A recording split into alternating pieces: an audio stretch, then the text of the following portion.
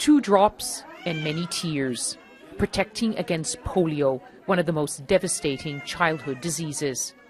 This government clinic is packed with parents anxious to vaccinate their children. Arish has brought her 2 daughters.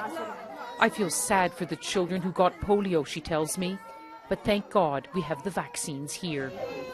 This center in Damascus has some of the best health care there is in Syria. The families here know it's safe to bring their children. It's not the same across the rest of the country. Syria used to be polio-free since the late 1990s. And now in the northeast, an area torn by fighting, there's at least 10 confirmed cases and fears there could be more. Some of those cases were brought here to the Children's Hospital in the capital. They've been discharged, but the hospital is on alert for any children with possible symptoms.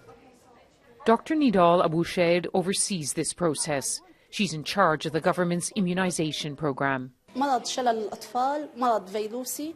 a sudden disease with flu-like symptoms. Children may become paralyzed in one or both legs. This is a huge challenge, and I will fight until there is no more polio in Syria.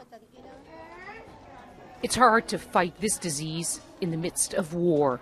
Aid agencies say 500,000 children need to be urgently vaccinated.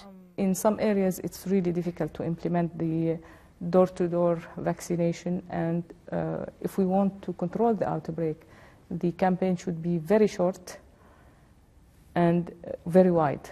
And this is the real problem that we are facing. We don't have access to all the high-risk areas. Under growing pressure, Syria's Deputy Foreign Minister called in the press to highlight the humanitarian crisis.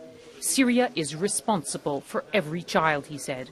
To ensure that every child is vaccinated against polio, is the government prepared to do everything possible, including in some areas working with the opposition? As far as the cooperation with armed groups, with terrorist groups,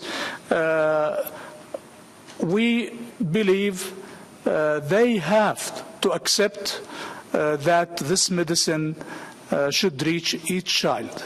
And usually we ask the United Nations organizations in Syria to make the necessary contacts, and we shall help in this direction. To protect the children, aid agencies are calling on all sides to cease fire to allow vaccinations. The opposition accuses the government of blocking medical aid to areas under their control. This disease spreads fast, and with thousands of Syrians crossing borders every day to escape the war, polio threatens not just Syria. Lyse Doucet, BBC News, Damascus.